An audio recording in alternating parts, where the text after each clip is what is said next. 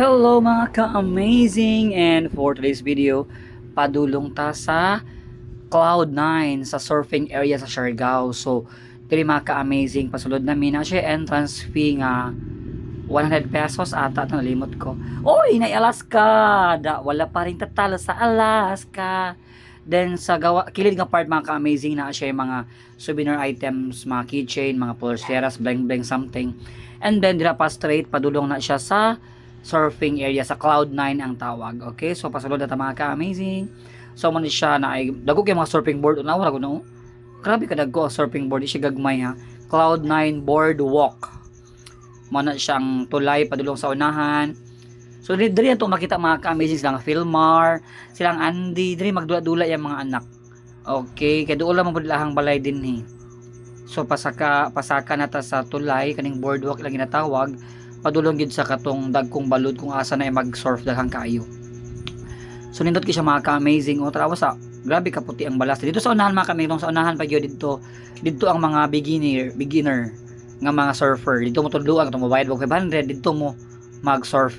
Then diri nga area diri magdula ang mga anak ni Anding ni Philmar daw. Diya pag naslay bakanting oras diya sa magsalom-salo. So palakaw ta straight forward gid sa boardwalk. Super bini ka famous lang boardwalk kay diri bigid ang magtambay ang halos mga tourist. O di ba nindot kayo isla. Ayan kadaplinan sa Cloud9 boardwalk. Dili pa kay siya linaw pa siya mga ka-amazing kay kanang buntag pa din, dili siya taob. Pero sa unahan dago jud yung balod bisan pag dili taob. Makita gini mga bagsak jud ang tubig, grabe ka puti. So mao ni siya pa forward ta. Nadagang flag nindot kay silang taon. Katong bagyo sa unang gikuan ang Siargao, naguba bining tulayan din ila na pang giusab. Same gyapon siya og porma. So ingon ani siya tara oh, makita rin mga ka-amazing atong makitaan nga dagko jud king balod. Turo nimbawat ko di ang malahibo sa balod at asin dagko jud siya. Mahadlok buga kay magdahunog lagi ng tubig. Nya kani kay gadag-o man nga time kay pa naipadulungay nga ulan. Medyo kilom-kilom ang palibot. So mo ni siya kalma pa kay diri nga side. Pero sa unahan namundak na ang tubig. O di ba? Dagko jud kay turo. Grabe ang balod rin mga ka-amazing. Wow, Siargao. As in, ako mahadlok jud og balod, hindi ko padag surf aning naning area. Pero enjoy siya daghan kay mga fam gyapon mag-ani diri mag-surfing.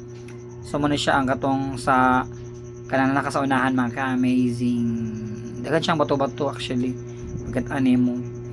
And then mubalik ta sa surfing area. Yun na so ning dag-um na siya, medyo okay ang panahon tora. Pero daghan sa pong kay nag-surfing. Padura ay gusto mahadlok lagi tora. Gusto mahadlok sa balod. Dagko ng balod sa personal ha. Nagamay lang yung tanawon sa akong screen, pero sa personal dagko siya, promise. Yung bawat yung balahibos ka dagko. Pero din mga bata. Dalun silang mga amahan. Kasagaran mga foreigner. Dalun sila. So muna siya mga ka-amazing. Thank you so much for watching. Please like and share my page ka-amazing. And don't forget to follow. God bless us all.